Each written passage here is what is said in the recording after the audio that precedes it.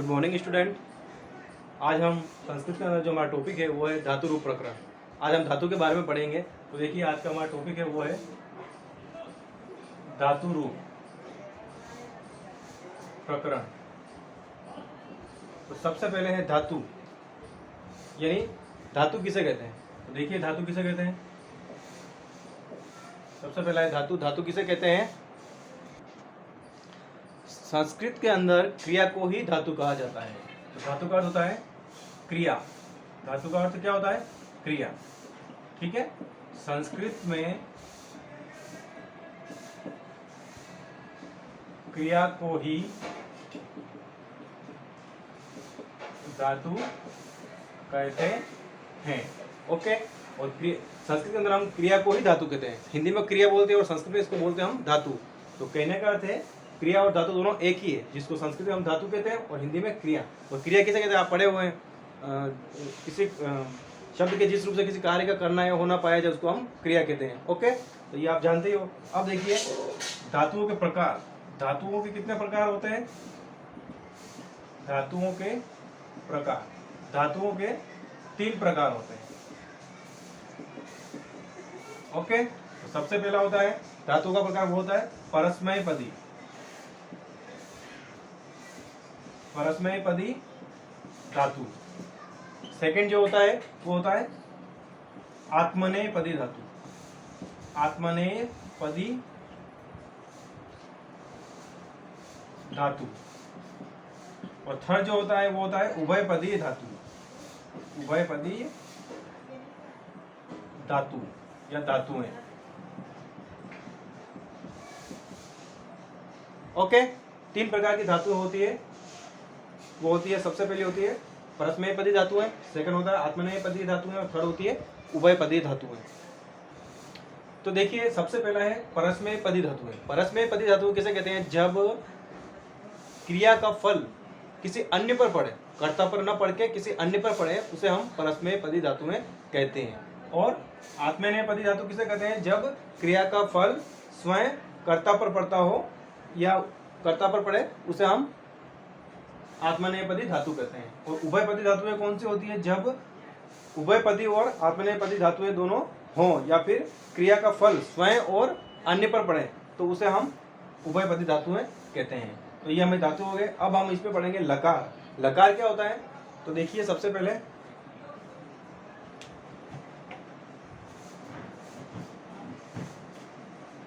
देखिए लकार। सबसे पहले लकार किसे कहते हैं, देखिए काल और अवस्था को संस्कृत में लकार कहते हैं।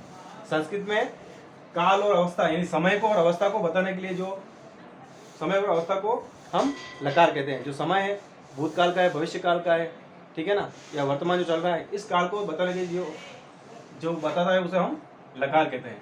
अब देखिए आगे लकार कितने लकार होते हैं, प्रमुख लकार कितने हैं। लकार तो ज्यादा होते हैं, 10 होते हैं, लेकिन जो मुख्य रूप से जो लकार होते हैं वो हमारे सिलेबस में है। वो सबसे पहला है लट लकार, सेकंड है लंग लकार, थर्ड है लिट लकार, फोर्थ लोट लकार और फिफ्थ है विधिलिंग लकार।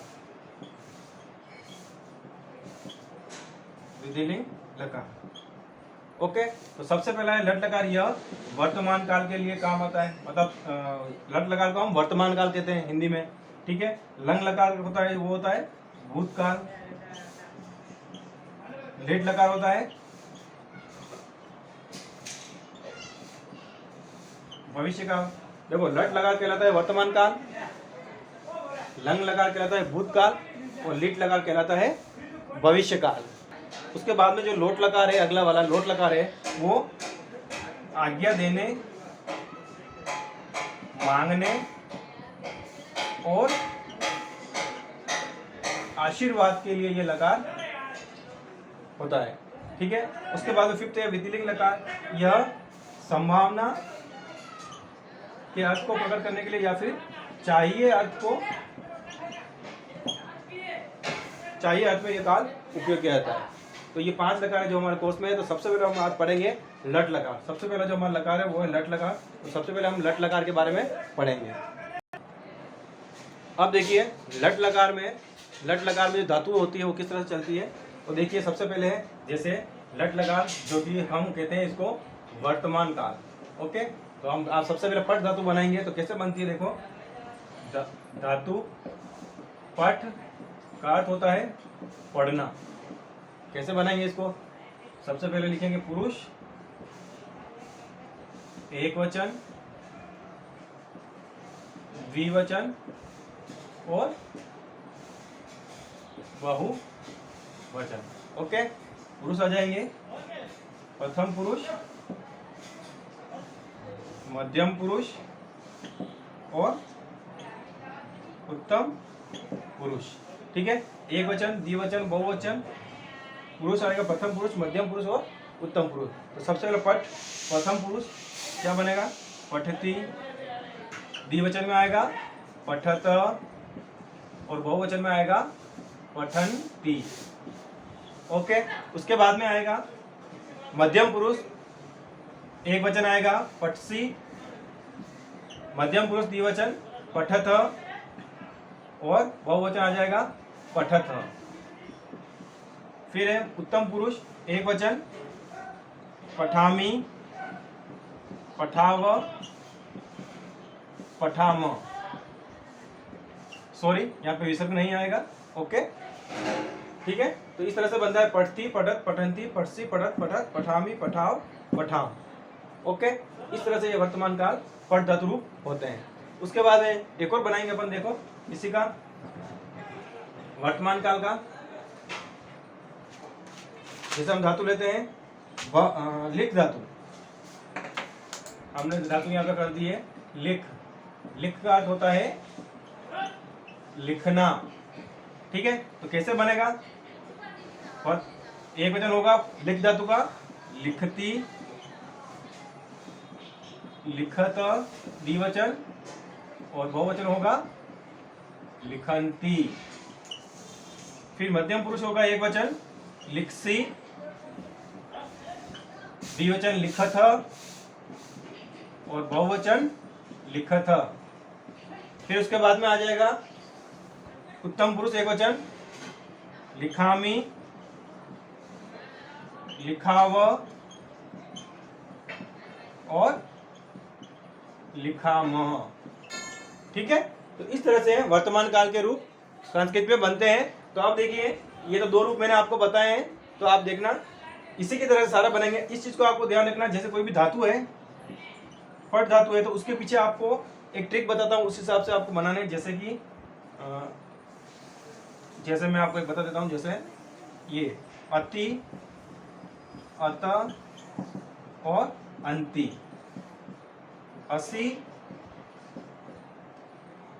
अथ, अथ, आमी, आव और आम। ये जो पत्ते हैं ये धातु के पीछे जोड़े जाते हैं वर्तमान काल में। तो आपको क्या करना है, जैसे मैंने आपको पट धातु लिया है, तो आप कुछ नहीं करना है। जैसे ये धातु है पट, ठ में क्या आ रहा है हलन, तो फिर क्या करेंगे, इसके आगे क्या लगा देंगे पठ। अब ठ अधूरा है, तो ये जो स्वर है किसमें जाएगा, इसमें, तो ये हलन हट जाएगा और ये यहाँ से हट जाएगा और क्या बन जाएगा यहाँ पे पठ। ओके, तो सब जगह हम पठ जोड़ेंगे तो इस तरह से बन जाएगा। जैसे अ हटा दिया पठ, ये पठत, पठंती। ठीक है, जब ये हलन हटेगा तो अ किसमें मिल जाएगा, ठ में मिल जाएगा और बन जाएगा। तो उसी तरह से आप कैसे भी बना सकते हो। जैसे अब लिखती लिखत के बनाओगे आप तो कैसे बन जाएंगे, मैंने बताया था अभी आपको अति, अतः, अंति। तो उसी प्रकार से क्या हो जाएगा, जैसे मैंने लिख धातु लिया है, कैसे करोगे, ये लिख तो ये हो गया, अब ये अति इसमें मिलाओगे तो ये अ किसमें मिलेगा, ख में।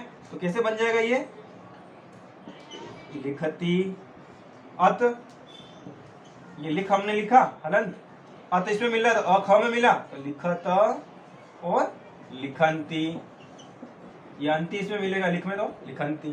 तो इस तरह से आपको ये जो आप याद कर लोगे, इसके पीछे अति, अत, अंति, असि, अथ, अथ, आमी, आव, आम, ये आप धातु के पीछे लगाओगे तो वर्तमान काल रूप आपके बन जाएंगे। ठीक है, तो ये वर्तमान काल के रूप है, ये आपको घर पे एक बार प्रैक्टिस करना है। आपको जो कुछ धातु रूप में आपको दूंगा वो आपको घर पे इसको करना है।